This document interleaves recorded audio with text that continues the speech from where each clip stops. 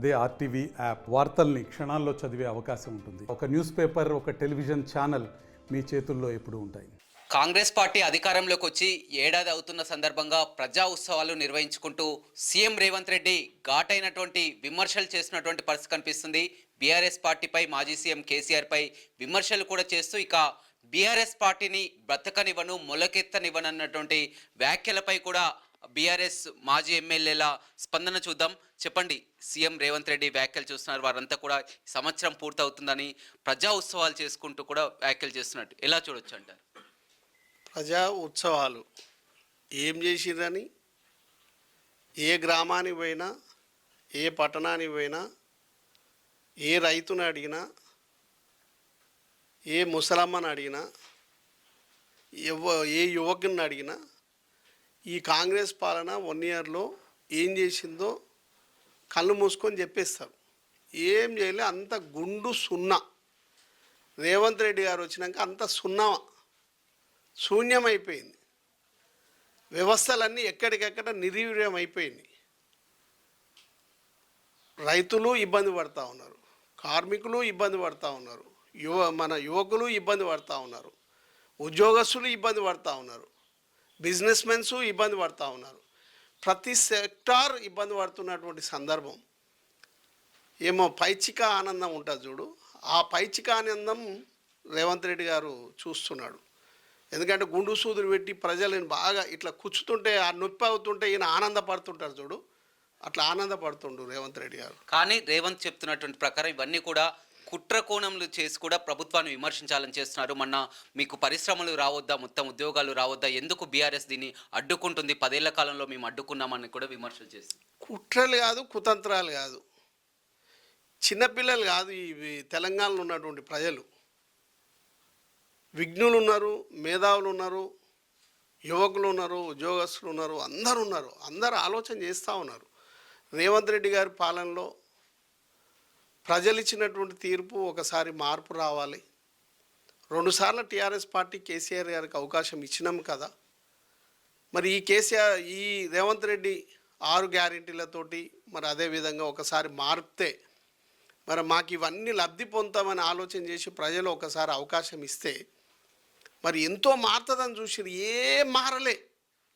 ఎంతసేపు KCR KTR Harishwara Rao TRS party మీదనే మాట్లాడాడు. కానీ ఒక్కనాడన్నా రివ్యూ పెట్టి, ఏ శాఖ ద్వారానన్నా రివ్యూ పెట్టి రైతులకేమవుతుంది, కార్మికులకేమవుతుంది, ప్రజలకేమవుతుంది, ఏ గ్రామాలు ఎట్లున్నాయి, రోడ్లు ఎట్లున్నాయి, కరెంట్ ఎట్లున్నాయి, నీళ్ళు ఎట్లున్నాయి, పత్తి పంట ఎట్లా కొనుగోలు చేయాలి, వరి పంట ఎట్లా కొనుగోలు చేయాలి, మరి ఏదన్నా ఇంతవరకు రివ్యూ చేసిండా రేవంత్ రెడ్డి గారు?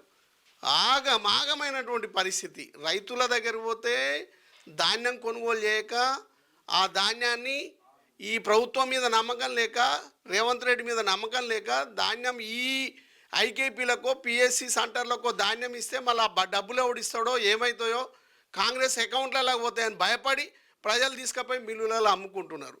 మరి కాటన్ పరిస్థితి అట్నే ఉంది. ప్రతి దగ్గర చిన్న చిన్న కారణాలు పెట్టి రైతుల దగ్గర పత్తి అమ్ముకోకుండా చేసి, సిసిఐ సెంటర్లకే పత్తి రాకుండా చేసి, ఆ పత్తిని ప్రైవేట్కి అమ్ముకునే పరిస్థితి ఇలా రేవంత్ రెడ్డి గారు చేస్తున్నారు. అట్లనే ప్రతి దగ్గర కూడా ఎంతసేపు సంవత్సరం అయిన తర్వాత కూడా కేసీఆర్ గురించి, టీఆర్ఎస్ పార్టీ గురించి మాట్లాడడం అనేది చాలా అవమానకరం.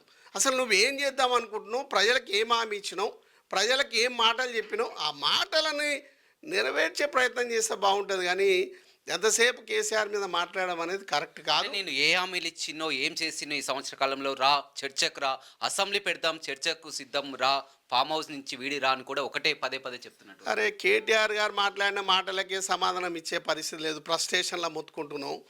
హరీశ్వరరావు గారు మాట్లాడిన మాటలకే వాళ్ళు వేసినటువంటి సవాల్ విసురుతూనే ఏం చేయలేకపోతున్నావు. ఫ్రస్ట్రేషన్లో ప్రతిదీ ఫ్రస్ట్రేషన్లో ఉన్నాను. కేసీఆర్ కావాలన్నా నీకు? కేటీఆర్ హరీశ్వరరావు చేస్తున్నటువంటి మాటలకు సమాధానం ఇవ్వు. ఎవరు చెప్పాల్సిన అవసరం లేదు నువ్వేం చేసినావు అనేది. 50,000 పోస్టులు ఉద్యోగాలు ఇచ్చినట్టున్నావు సంవత్సరం లోపల. 50,000 ఎవరిచ్చిండ్రో అశోక్ నగర్ పోతే అక్కడ ఉన్నటువంటి యువకులను అడిగితే చెప్తారు 50,000 ఎవరు వేసిండ్రు అనేది. ఆ 50,000 పోస్టులు నోటిఫికేషన్ వేసింది కేసీఆర్ టీఆర్ఎస్ ప్రభుత్వం. నోటిఫికేషన్ వేసిండ్రు, తర్వాత ఎగ్జామ్స్ అయిపోయినాయి, తర్వాత సెలక్షన్ అయిపోయింది, అన్నీ అయిపోయినాయి. ఖాళీ వాళ్ళకి సర్టిఫికెట్లు ఇవ్వాలి. సర్టిఫికెట్లు ఇచ్చి నీ అకౌంట్లో వేసుకుంటే మరి అంత అమాయకుల యువకులు, అశోక్ నగర్లో ఉన్నటువంటి యువకులు అమాయకుల. ఎంతసేపు టీఆర్ఎస్ పార్టీ కేసీఆర్ గారు పుట్టించిన దాన్ని ముద్దాడుకుంటూ కేసీఆర్ గారు చేసి ఓపెనింగ్లకు తెచ్చిన మన కళాభారతి వరంగల్ పోయినాం, మన కాలోజీ కళాక్షేత్రాన్ని ఓపెన్ చేసినాం. ఎవరు?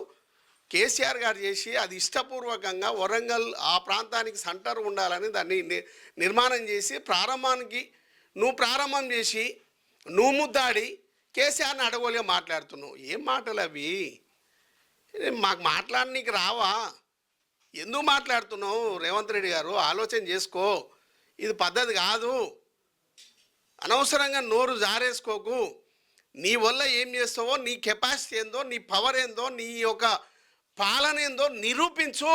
సంవత్సరం దాటిపోయింది, నీ వల్ల ఏం కాదు, నీతోటి ఏం కాదు. ఎందుకంటే ప్రజలు అనుకున్నారు ఎకరానికి 15,000 రూపాయలు ఇస్తాడు కదా, మేము అందరం బాగుపడతామని రైతులు అనుకున్నారు. సంవత్సరం దాటింది. నువ్వు 2 సార్లు కేసీఆర్ ఇవ్వాల్సిన 10,000 రూపాయలు ఇవ్వలేకపోయినావు. నువ్వు ఇచ్చే రైతు భరోసా మరి అదేవిధంగా రుణమాఫీ 2 లక్షల రూపాయలు December 9 సోనియా గాంధీ బర్త్డేకు మాఫీ చేస్తా అని చెప్పినావు. ఎంత? 32% చేసినావు. 68% ప్రజలకు ఇవ్వాలి. దగ్గర ఇంకా 22,000 కోట్ల రూపాయలు ఇవ్వాలి. నువ్వే అన్నావు కదా, నువ్వే చేస్తున్నావు కదా. 41,000 కోట్ల రూపాయలు 46 లక్షల మంది రైతాంగానికి రుణమాఫీ 2 లక్షలు చేస్తాను నువ్వే కదా చెప్పింది. December 9 సోనియా గాంధీ బర్త్డే కానుక ఇస్తున్నా, మాఫీ చేస్తున్నా నువ్వే కదా చెప్పింది. నువ్వు చెప్పింది నువ్వు చేయలేక కేసీఆర్ గురించి మాట్లాడతావు ఎందుకు? నువ్వు చెప్పింది ఆ పెట్టుబడి సాయం 15,000 రూపాయలు మాఫీ చేయలేక నువ్వు చెప్పాలి, నువ్వు చేయాల్సింది నువ్వు చేయలేక. మహిళలకు ఎంత పెద్ద హామీ ఇచ్చినవాయను? ఆసరా పింఛన్ ద్వారా ముసలోళ్ళకు వస్తాయి, మహాలక్ష్మి ద్వారా 2,500 మహిళలకు వస్తాయి అన్నావు. ఇచ్చినవా? సంవత్సరం అవుతుంది. ఏమాట వచ్చింది? నిన్ను ఎవరు ఇవ్వద్దు అంటుండ్రు? బీఆర్ఎస్ వాళ్ళు ఇవ్వద్దు అంటుండ్రా? కేసీఆర్ ఇవ్వద్దు అంటుండా? కేటీఆర్ ఇవ్వద్దు అంటుండా? ఇయ్యి 1 ఇయర్ పాలన సందర్భంగా 2,500 మహిళలకి ఆసరా పింఛన్ 4,000 రూపాయలు, పెట్టుబడి సాయం 15,000 రూపాయలు. నువ్వేం హామీలు ఇచ్చినావు? మన కౌలు రైతులకు 15,000 రూపాయలు ఇస్తున్నావు ఇయ్యి. ఉపాధి హామీ కూలీలకు 12,000 రూపాయలు ఇస్తున్నావు ఇయ్యి. కళ్యాణ్ లక్ష్మి షాదీ ముబారక్ ద్వారా 1,00,000 రూపాయలే టీఆర్ఎస్ ప్రభుత్వం ఇస్తుంది. నేను 1 తులం కల్పిస్తాను, సంవత్సరం అవుతుంది. మరి ఈ తులం బంగారం ఇట్లా నువ్వు ఇచ్చిన హామీలు ఇవ్వకుండా అవి ఎట్లా తప్పించుకోవాలనో ప్రయత్నం చేసుకుంటూ అనవసరమైనటువంటి మాటలు కేటీఆర్ గురించి చెడ్డగా మాట్లాడుకుంటూ, కేసీఆర్ గురించి చెడ్డగా మాట్లాడుకుంటూ, హరీష్ రావు గురించి చెడ్డగా మాట్లాడుకుంటూ. కేసీఆర్ గారు చిన్న సన్న మనిషి కాదయ్యా నాయన రేవంత్ రెడ్డి. ఆయన ఈ తెలంగాణకు ఒక జాతిపిత. ఆంధ్ర పాలకుల చేతుల్లో ఈ తెలంగాణ ప్రజలు నలిగిపోతుంటే, తెలంగాణ వస్తేనే ఈ తెలంగాణ ప్రజలు బాగుపడతారు. తెలంగాణ బాగుండాలంటే, తెలంగాణలో ఉన్నటువంటి ప్రతి సామాజిక వర్గం బాగుండాలంటే తెలంగాణ రావాల్సిందే అని కంకణం కట్టుకొని, అప్పటికి 69లో ఉద్యమం వచ్చినా, 4,000 మంది చనిపోయినా దాని ఉద్యమాన్ని ఎక్కడెక్కడ మరి తొక్కిపడేసినా భయపడకుండా ఒక్కడిగా బయటకు వచ్చి ఆలోచన చేసి ప్రశాంతంగా శాంతియుతంగా ఆయన తెలివినే మీద పెట్టుబడిగా పెట్టి ఒక్కడిగా బయటికి వెళ్ళి 1,00,000 మంది సైన్యాన్ని తయారు చేసుకొని ఈ తెలంగాణ తేవలసిందే అని కంకణం కట్టుకొని ఢిల్లీలో ఉన్నటువంటి కాంగ్రెస్ పెద్దల మెడలు వంచి తెలంగాణ తెచ్చినటువంటి జాతిపిత కేసీఆర్ గురించి మాట్లాడతావా? నువ్వే కదా అన్నది. తెలుగుదేశం పార్టీలో ఉన్నప్పుడు రేవంత్ రెడ్డి గారు నువ్వే అన్నావు కదా, సోనియా గాంధీ బలిదేవత, ఈ తెలంగాణలో 1,000 మంది సావుకు కారణమైంది సోనియా గాంధీ, కాంగ్రెస్ పార్టీ అని మాట్లాడినటువంటి నీవేం మాట్లాడుతున్నావు?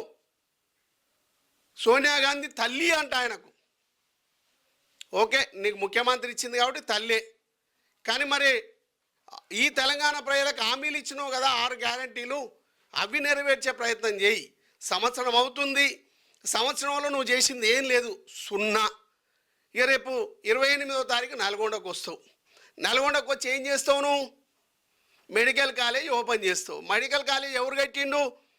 ఈడ ఉన్న కోమటిరెడ్డి వెంకరెడ్డి 20 ఏళ్ళ నుంచి మెడికల్ కాలేజ్ తెస్తా, మెడికల్ కాలేజ్ తెస్తా, మెడికల్ కాలేజ్ తెస్తా అని రాజశేఖర రెడ్డి షోలో ఊది ఊది ఊది ఆయన సాగనంపిండు. సాగనంపి తేలేకపోతే ఇదే జగదీశ్వర్ రెడ్డి గారి నాయకత్వంలో కేసీఆర్ గారు నల్గొండకు మెడికల్ కాలేజ్ ఇచ్చి దగ్గర 150 కోట్ల రూపాయలు ఇచ్చి మరి మెడికల్ కాలేజీని ఇలా పూర్తి చేసినాం. ఆ మెడికల్ కాలేజీని ప్రారంభం చేసేందుకు వస్తావు. రేపు వచ్చి మళ్ళీ ఒకటి మాట్లాడిపోతావు. నువ్వు దమ్ముంటే రేవంత్ రెడ్డి గారు, ఈ నల్గొండ నియోజకవర్గానికి నేను ఒక్క అవకాశం, ఈ ప్రజలు నాకు అవకాశం ఇస్తే 1350 కోట్ల రూపాయలతోటి అన్నీ సంబంధించినటువంటి ఐటీ హబ్, తర్వాత కళాభారతి, తర్వాత మెడికల్ కాలేజ్, తర్వాత ఇంజనీరింగ్ కాలేజ్, తర్వాత రోడ్ల వెడల్పులు, ఈ నల్గొండ అభివృద్ధి కోసం దగ్గర 1350 కోట్ల రూపాయలు శాంక్షన్ చేయించి పనులు జరుగుతూ ఉన్నాయి.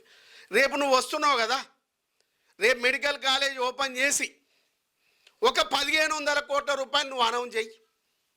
అట్లనే ఎస్ఎల్బిసికి సంబంధించినటువంటి 92 కిలోమీటర్లు ఏదైతే ఉందో పుట్టంగండి నుంచి మన పానగల్లు రిజర్వాయర్ వరకు 92 కిలోమీటర్లు, ఆ కాలువను వెడల్పు చేసి దాన్ని లైనింగ్ చేసి 4 టీఎంసీల నీళ్ళు వస్తాడు చేసి దానికి ఒక 1500 కోట్లు ప్రకటించు. మొత్తం కలిపి ఒక 3000 కోట్లు రేపు అనౌన్స్ చేయి. నువ్వు గొప్పను అంటాం. ఏది మాట్లాడకుండా, ఏది చేయకుండా టైంపాస్ చేసుకుంటూ అప్పటికే 1 ఇయర్ కాలం ఎలా తీసినావు. నీ పార్టీలు ఉన్న నీ మంత్రులు, నీ ఎమ్మెల్యేలే, నీ నీ నీ కాంగ్రెస్ పార్టీకి సంబంధించిన క్యాడరే ఇబ్బంది పడుతూ ఉన్నారు. కేసీఆర్ గారు మొలవనియవా? నీతోటి ఏమవుతుంది? ఇంతమందిని చూసి ఉంటాడు ఆయన. నీలాంటి వాళ్ళు ఏం లేదు, కోట్ల మంది వచ్చినా ఏం చేయలేవు, ఎంతమంది వచ్చినా అడ్డొచ్చినా ఆగలేవు. ఇప్పుడు ఎలక్షన్ పెట్టు, 1 ఇయర్ అవుతుంది కదా, రేపు 1 ఇయర్ కాగానే రెఫరెండం పోదాం, ఎలక్షన్ పెట్టు. ఒక 25 సీట్లు ఎమ్మెల్యే సీట్లు నీ ఇష్టం ఉన్నాయి, 25 సీట్లు రాజీనామా చెప్పి నువ్వు 25 సీట్లలో నిలబెట్టి 25 సీట్లలో మేము గెలుస్తామా? టీఆర్ఎస్ పార్టీ, బీఆర్ఎస్ పార్టీ, కేసీఆర్ నాయకత్వం గెలుస్తుందా, లేకపోతే రేవంత్ రెడ్డి గెలుస్తుందా? రేపు రెఫరెండానికి పోదాం రా. ఇప్పుడు నీ మంత్రులు ఉన్నారుగా, 12 మంది మంత్రులు ఉన్నారుగా, ఒక ఎమ్మెల్యేలు అంటే పక్క పెట్టు. నీ మంత్రుల వరకు రాజీనామాలు చేయండి, నీ మంత్రుల వరకు పోటీ చేయండి. నీ మంత్రులు ఒక్క మంత్రి గెలిస్తే దేనికైనా రెడీ. దాన్ని ఆలోచన చేసుకొని పాలన ముందుకు సాగే ఏర్పాటు చేయి. కానీ అనవసరమైనటువంటి టీఆర్ఎస్ పార్టీ మీద కానీ, బీఆర్ఎస్ పార్టీ మీద కానీ, కేసీఆర్ మీద కానీ, కేటీఆర్ మీద కానీ, అదేవిధంగా హరీశ్వరరావు మీద కానీ నోరు పారేసుకోకు. మాటలు ఏదైతే ఇచ్చినామో ప్రజలకు, ఏవైతే 6 గ్యారెంటీలు ఏవైతే ఇచ్చినామో ఆ గ్యారెంటీలు నెరవేర్చే ప్రయత్నం చేయి. రేవంత్ రెడ్డి మార్కు చూపి కానీ అనవసరమైనటువంటి నోటికి వచ్చినట్టు అడ్డగోలుగా మాట్లాడితే మాకు కూడా మాట్లాడొస్తుంది, మాకు సంస్కారం అడ్డొస్తుంది. మేము కూడా ప్రజలు గమనిస్తూ ఉన్నారు. ప్రజలు చిత్తుగా ఇట్లనే మాట్లాడితే, ఇట్లనే చేస్తే ప్రజలు చిత్తుగా అడ్రస్ లేకుండా ఈ కాంగ్రెస్ పార్టీని, రేవంత్ రెడ్డిని చేసే రోజులు వస్తాయని కూడా మీ ద్వారా తెలియజేస్తా ఉన్నాను. రైట్, చూడొచ్చు. సంవత్సర కాలంలో ఇచ్చినటువంటి ఏ హామీలు నెరవేర్చకుండా ఏంటి ప్రజా ఉత్సవాలు, దేనికోసం ప్రజా ఉత్సవాలను కూడా ఆ మాజీ ఎమ్మెల్యే కంచర్ల భూపాల్ రెడ్డి చెప్తున్నటువంటి పరిస్థితి కనిపిస్తుంది. అదేవిధంగా సంవత్సరం పూర్తయింది కాబట్టి రెఫరెండానికి సిద్ధమా? ఒకవేళ రెఫరెండానికి సిద్ధమైతే 25 ఎమ్మెల్యేలు కూడా ఎవరు వస్తారో, ఎక్కడ వస్తారో చూడండి, ఏ పార్టీ గెలుస్తుందో. మంత్రులను రాజీనామా చేసైనా కానీ గెలిపించుకుంటే దానికి సిద్ధమా అని కూడా సవాల్ విసురుతున్నటువంటి పరిస్థితి కనపడుతుంది. Over to studio. మరిన్ని వీడియోస్ కోసం ఛానల్ ని సబ్స్క్రైబ్ చేయండి. లేటెస్ట్ అప్డేట్స్ కోసం వాట్సాప్ ఛానల్ ని ఫాలో అవ్వండి. ఆ లింక్ డిస్క్రిప్షన్ లో ఉంది.